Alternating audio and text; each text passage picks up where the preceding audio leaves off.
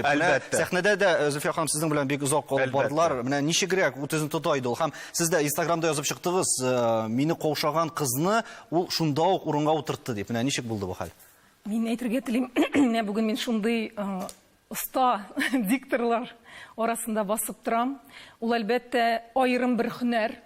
Илфат Абдрахманов ул театральный училище бетергән, артист. Татарстанның атказанган артистны, ләкин ул телевидениедә гына түгел, камера алдында гына түгел, ул зур сәхнәдә шул хәтле үзен оста тота белә иде һәм шул хәтле оста эшли белә иде. Менә бер 20 ел дәврендә ниндидер бик югары дәрәҗәдәге чаралар, концертлар, хөкүмәттән оештырылган шундый концертлар, анда кем ведущий була дисәләр, анда икеләнеп торулар юк. Анда Илфат Абдрахманов иде, гел.